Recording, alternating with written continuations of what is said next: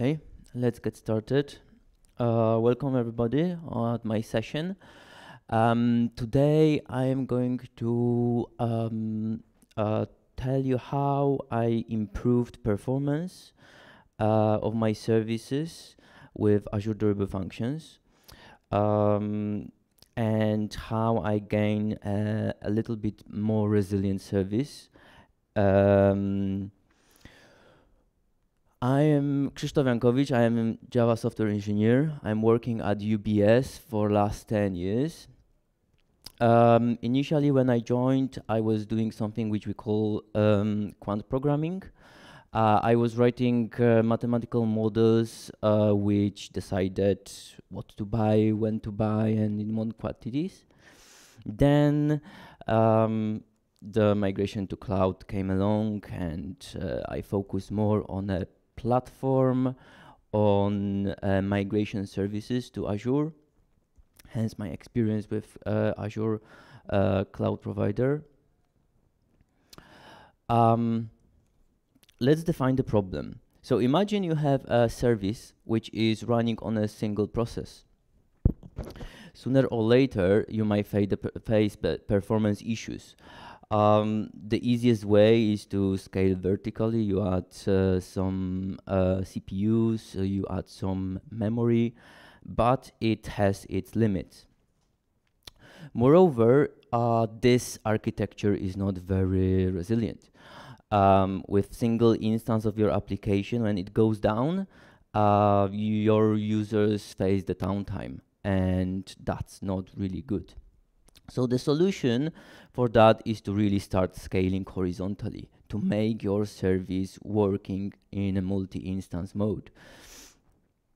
But the second you do this, you end up with the problem of with observability. You start rewriting your background processes, making them running on a multiple instances, and that requires some observability. Users would like to know what exactly happens at any point of time.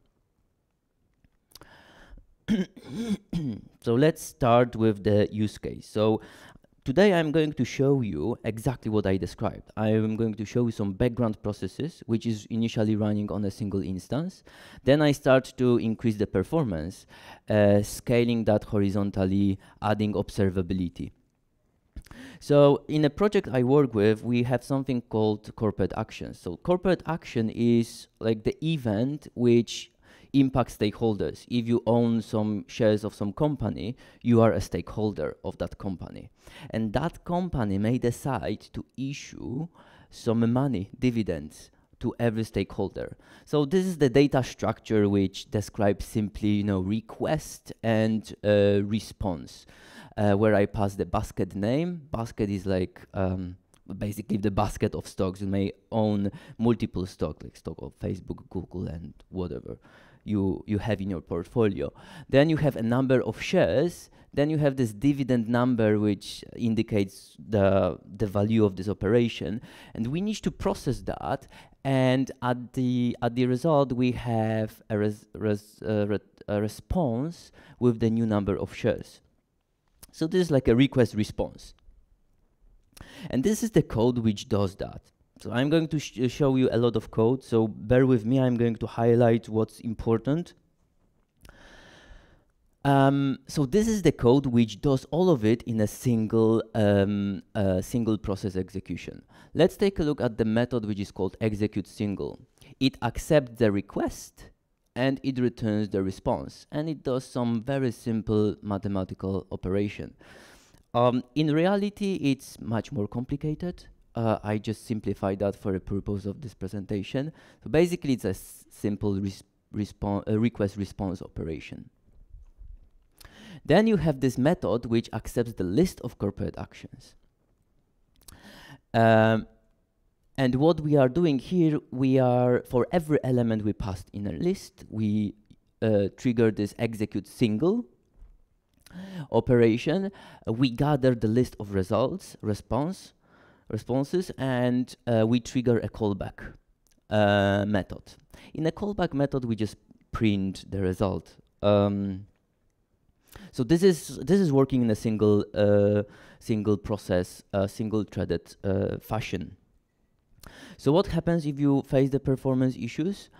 Well, the simplest way is to go with concurrency. You change your stream into the parallel stream, and suddenly you gain a lot of performance. That's the greatest thing with the streaming API in Java. Like, with a single line of code, you can accomplish such a complicated thing.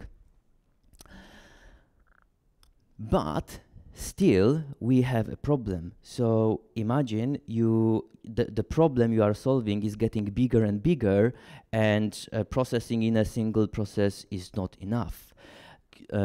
Or imagine that it broke, or your service goes down in the middle of the execution. So that raises the question: when your service starts, do your execution starts from where it left off or not? What are the list of requests which were processed successfully, or what is yet to be executed? There are a lot of questions as a follow-up. Once we start thinking what would happen if something doesn't work or your service goes down. So let's move to the distributed execution from that. But before I do this, I would like to introduce to you a concept which is called fan out, fan in workflow. I am going to use that phrase, fan out, fan in. So I wanted to explain that at this stage. So in fan out, fan in workflow, you have a function which starts everything, F1. And that function creates multiple instances of the F2 function, which is executed concurrently. And once all of these functions finishes, either with success or with error, we are triggering third function as a callback. And you can imagine the name. It's like, when you think of this from the graphical point of view, we are fanning out execution, and once everything is completed, we are fanning in. So we have this multi-threaded execution running on a single process, and let's move to distributed execution. So distributed execution works in such a way. So the first difference you may observe is that the method which accepts the list of requests is now empty. And the reason for that is I moved that to Azure Durable Functions. So Azure Durable Functions is going to be responsible for organizing all of this execution. The second thing you might notice is that I introduced some new annotations. So first annotation is fan out, fan in workflow, which indicates that this class represents actually this workflow. Because it's the problem we are solving is actually fan out, fan in. We are starting with the trigger. This method triggers the execution where we have a list of requests, and that creates a multiple instances of the execution of the single request. Then we have annotation worker, which processes a single request, and at the end we have a callback. By the way, this annotations is something I wrote as part of the library. It simplifies the interaction with Azure Durable Functions. The last, and very often when I talk about this, I describe that as a declarative distributed execution. And the reason for that is, in order to go to the distributed from a single process to multi-process, you don't change the code, you just add the annotations. So it's very simple. You don't have to write the code which communicates with orchestrator, schedule all these kind of things. You just annotate with the code which needs to be executed in a distributed fashion, and everything is going to happen behind the scene.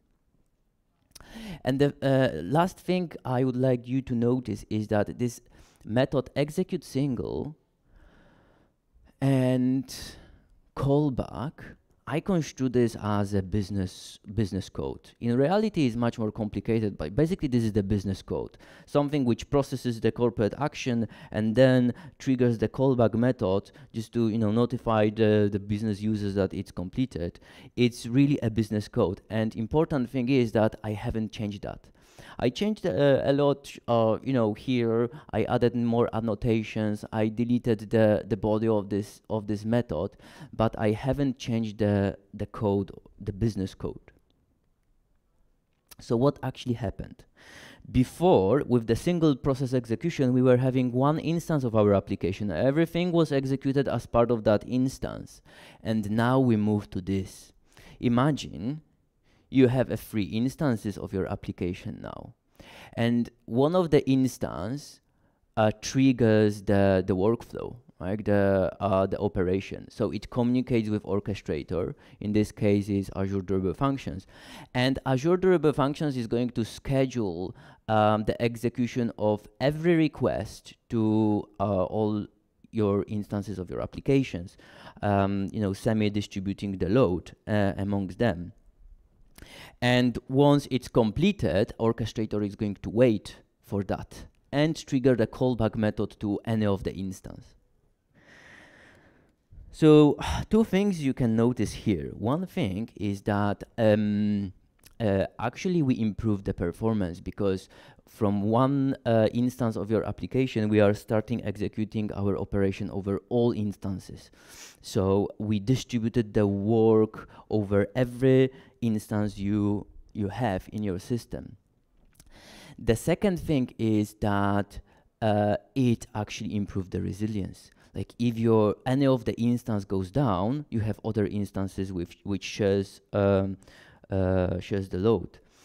And moreover, if you implement some retries on orchestrator, when the instance of your application goes down, here in the middle of the execution, orchestrator is going to retrigger operation. So like temporary glitches, network glitches, or system goes down will not impact the business simply, what your users cares about. But it also introduces a trouble. And the trouble is, look how complicated that is. Like a lot of network. We have multiple instances of application communicating over network with orchestrator, which in turn get back to your application. A lot of network. And whenever you have a network, you have a trouble. So if you have the operation which takes like 10 minutes, believe me, your user would like to know what is exactly the state of this execution at any point in time. That's why there is a need of observability. So I built in the observability component as part of this library. I built it on a concept of business process. So imagine everything can be described as a business process, and that business process can have sub-processes, which I call children. And these children can have children, and this relationship can go on and on.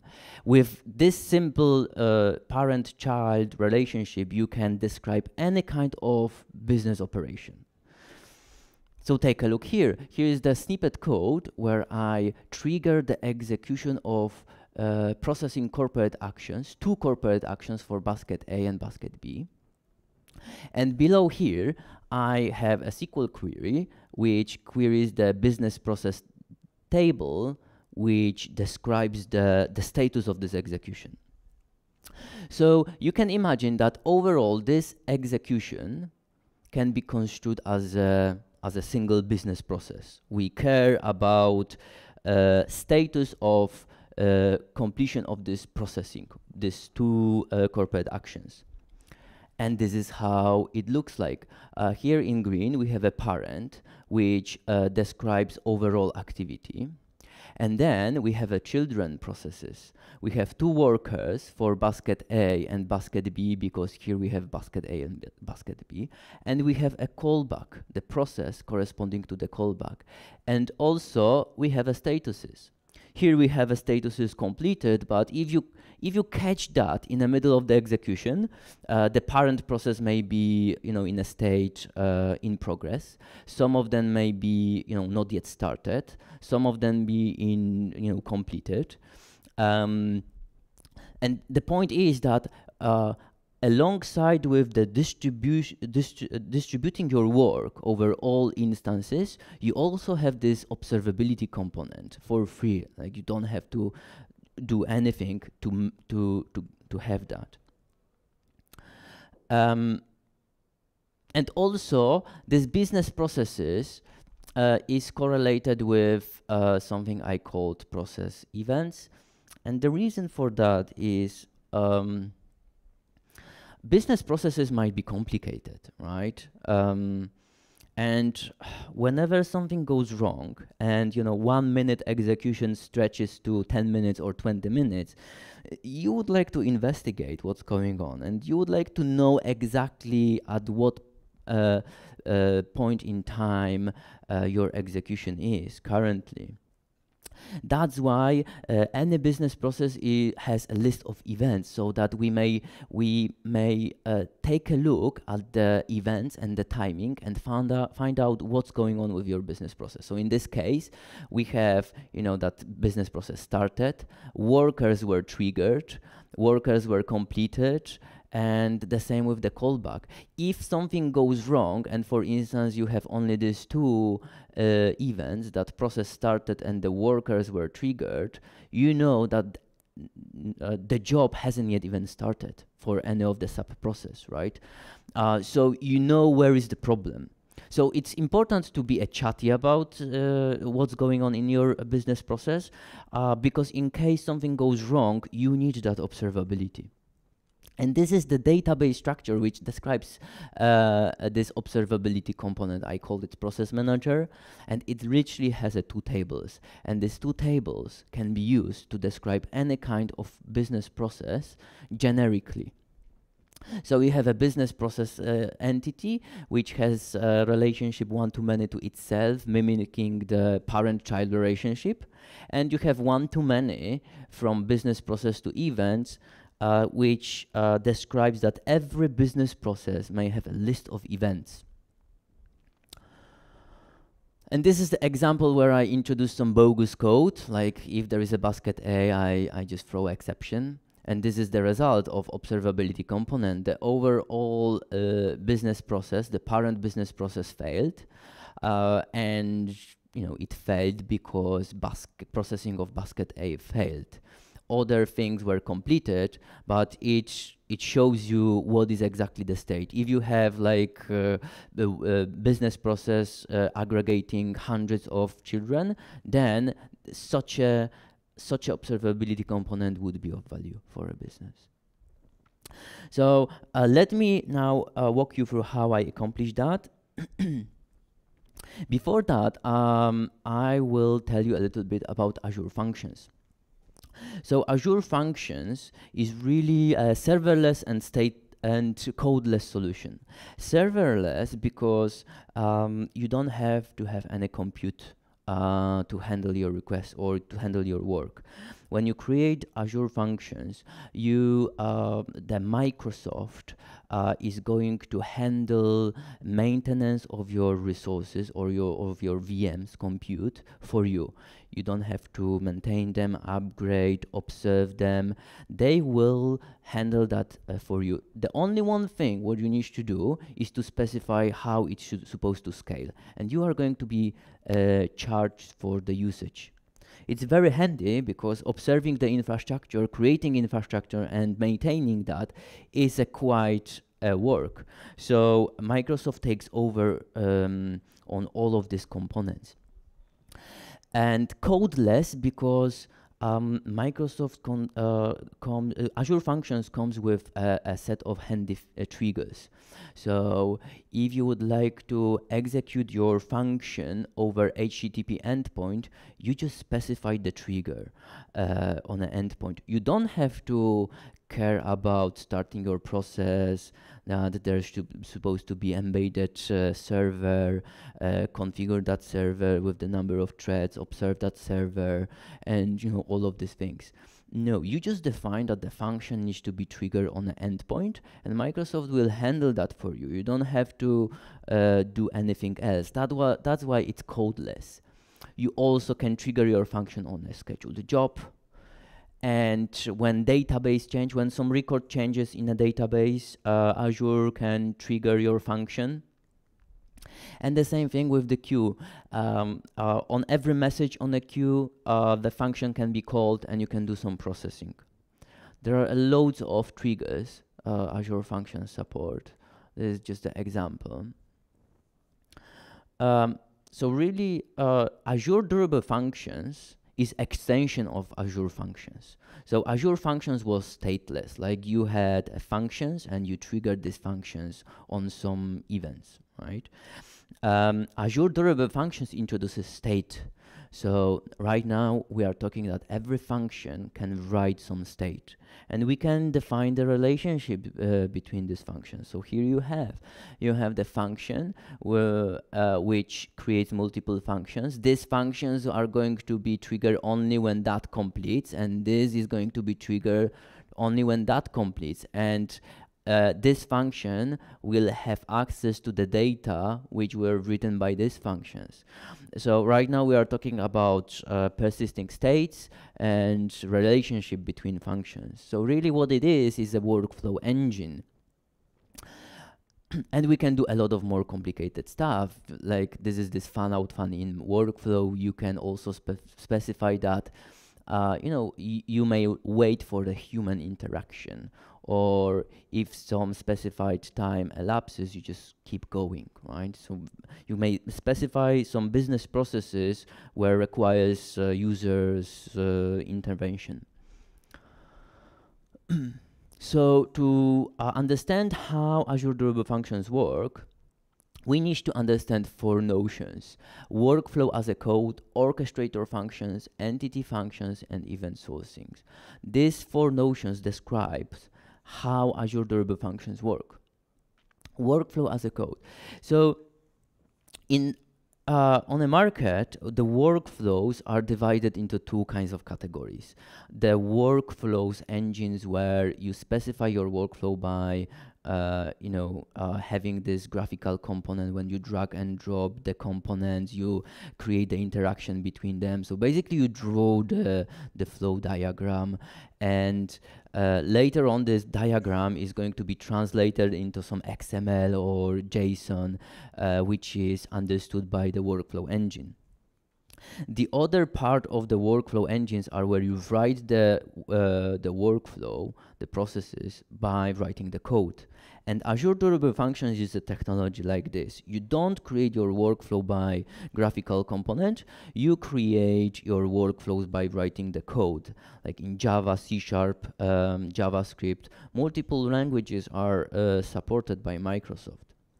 And this is the workflow which solves the chaining pattern. So here we have a function which completes, persists something, another function which starts only when this one is completed. And this is the workflow which solves this problem. We are going to dive into this a little bit deeper later on, so don't worry. So this is the orchestrator function. Orchestrator functions define the workflow, and it aggregates entity functions. It triggers from the body of orchestrator functions. We trigger the entity functions. On the industry, we call them also durable functions, durable executions. You may find a few technologies which does this. So entity function, what it is just a function which writes some state, and a workflow engine tracks the execution of these functions. Event sourcing. So in majority of cases, when you work with application, when you work with state, you just persist your state into database, and you always fetch the latest latest state of that. So imagine you have an entity of car, and its state contains the two properties, owner and the color. Whenever you need this data, you fetch that from database, you modify and persist. In event sourcing, it works differently. You record and persist a list of events which happened. So here we had a car owned by Rob and it was blue. Then John bought the car and did a paint job. And in order to get the latest state, you need to fetch the list of events and replay them in that order, and that gives you the latest state. Different approaches. But Azure Durable Functions uses this technique. So let's dive into this simple workflow. Here is the workflow where we have a function saying which says hello Tokyo. So here we have a calling activity say hello, and we are passing Tokyo, and hello Seattle, same thing, hello Seattle, hello London. And here is the function, entity functions, which does that. It just accepts the name of the city and returns the string hello and the city name. To understand how Azure Durable Functions works, we need to understand exactly what happens when this await method is called. Usually when you see code like this, you think that there is some process. When you call the await, there is a process or thread which is going to wait for some event to happen, but it's not the case. So what happens here when we start execution of this, we call activity, engine behind the scenes start generating the list of events. So in this case, it generated that execution started, orchestrator started, and the task was scheduled once you call this call activity. So the task was scheduled, say hello. So at this stage, engine is going to start processing that it is in background. Once you call await, the orchestrator stops. Orchestration method stops, and it's not waiting for any event. So this is the most counterintuitive thing. When you see that and you are Java programmer, you would expect that there is some thread which is waiting. Like when you were if you did some programming with Java concurrency, this is how it works. You call await and your thread is waiting. In this case, it's not the case. The execution stops completely. And it's going to wait. I mean, well, it's not going to wait, but it stops completely, and it will be awaken where the asynchronous task, which we scheduled, is completed. So in the background, task completed, generating hello Tokyo, right? Here, hello Tokyo. This completes, and engine is going to persist that result into some underlying storage. This, in turn, causes that we need to retrigger the orchestrator again. So we start execution from scratch. Like we start from here, and we would like to call say hello to Tokyo again. But this time, engine knows about all of these events, and it knows that task hello Tokyo was already scheduled and completed. So when we come along to this line, instead of triggering this again, engine takes the result from the database and we move on. And here the situation repeats. We call say hello to Seattle, we schedule the asynchronous task, then we call await method, the orchestration stops completely, asynchronous task is executed in the background, and then asynchronous task completes, and that causes that this method awakes again. So we start from scratch, executing the method again. So we call activity say hello to Tokyo, and again, we don't have to trigger this because we have a result in a database. We call say hello to Seattle, and the same story, we have that in a database, so we don't trigger this. Instead, we fetch the result from the database. And we keep going. And this is how it works. And this is event sourcing. So in order to get the latest state of your execution, you need to get the list of events which happened over your workflow and replay them as they occurred in order to find out at what point in execution your business process is. And this is how Azure Durable Function works. What you can do with Azure Durable Functions. So I will tell you a little bit about few use cases. So here we have this fan-out, fan-in workflow I talked before, where you have one function which spawns multiple functions and then the callback. So here it is. You have call activity which returns the list of tasks, and then you are streaming over these tasks and call activity F2.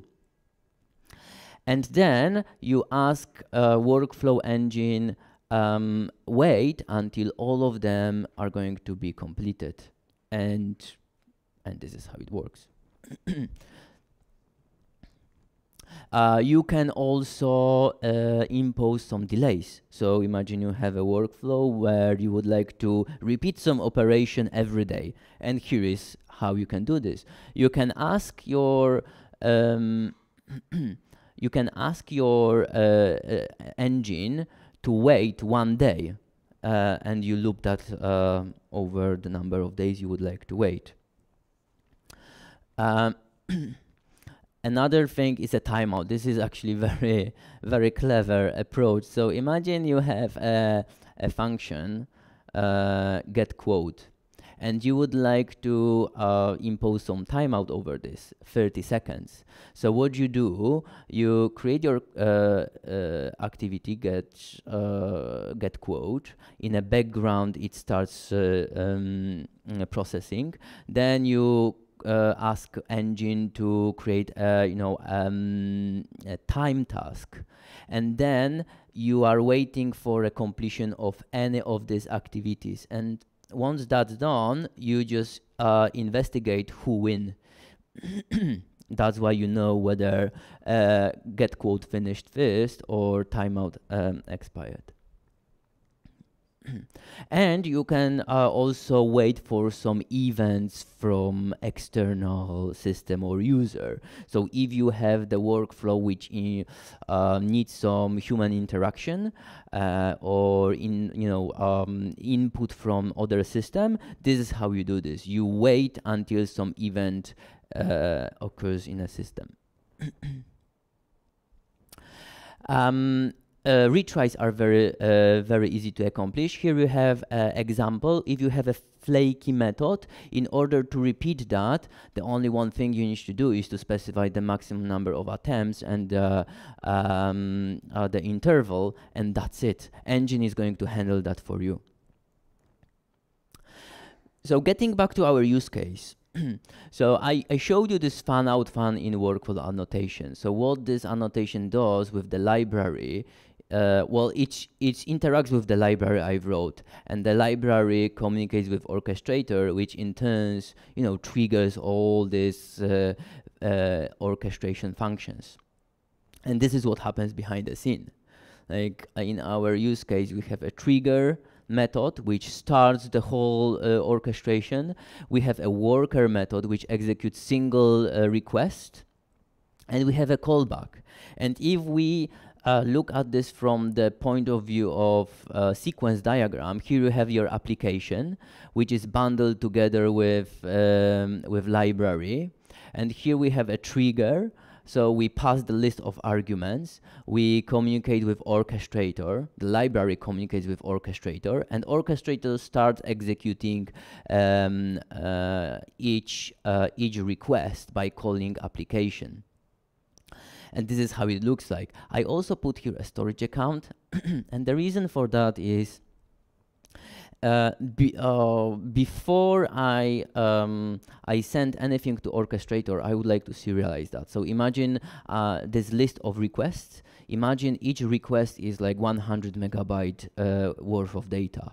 So if you do such a thing, you will kill orchestrator, because orchestrator right now would have to be responsible not only for orchestrating the work, but also serializing, deserializing a bunch of data over and over. So that's why whatever I send to orchestrator, I serialize that, and orchestrator operates over the list of identifiers.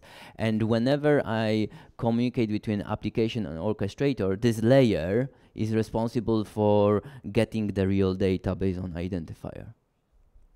And this is what actually, this is the code which actually does the job. It's quite a lot of code, but let me walk you quickly what is going on. Here you have the fan out, fan in workflow, right? So you have a list of requests and you trigger the worker. Then you are waiting for execution for all of the requests, and then you trigger the callback. So this 3 lines defines the fan out, fan in workflow.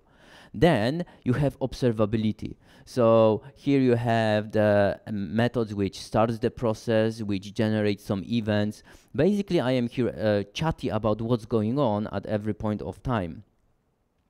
And when completes, take a look.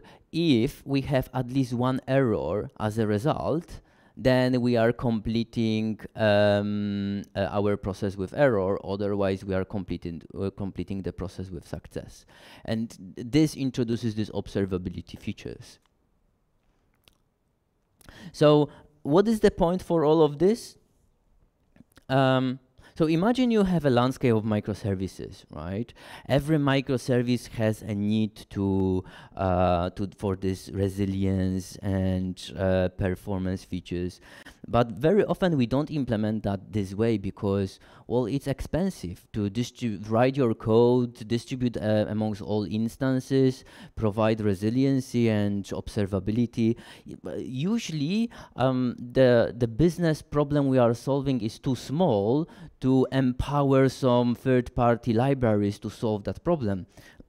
But the issue with that approach is that once the number of microservices you manage rises from 1 to 10, and when in every single microservice you have something here and then, suddenly you realize that you have a bunch of small problems which has literally no resiliency, no observability, and you spend whole day on support, requesting for on the user's request, like what's going on. Then you check the logs and you re-trigger the operation manually. So that's why the idea is, like, let's have orchestrator together with the process manager, which provides this observability, deploy that and have this library which you can use to interact with this component only using annotations. And right now, every single microservice you work on has access to distributed execution with full observability without writing any code. The only one thing you need to do is just to include the library, annotate your code, how it's supposed to be executed, and everything is going to happen behind the scene. So yes, you need to put a work to implement that, but once you do this, you just have a distributed execution for free without writing the code, only writing annotations. So that would bring us to the end. That's the last slide. I don't have anything else to share. If you would like to find me, you can contact me on a LinkedIn. Also come over to our booth. In UBS, we have plenty of opportunities, plenty of job offers. It's multinational corporation. Very nice to work in such a place. Your career will skyrocket in such an environment. Come over, find out what are the job offers and what we can offer you. Thank you very much.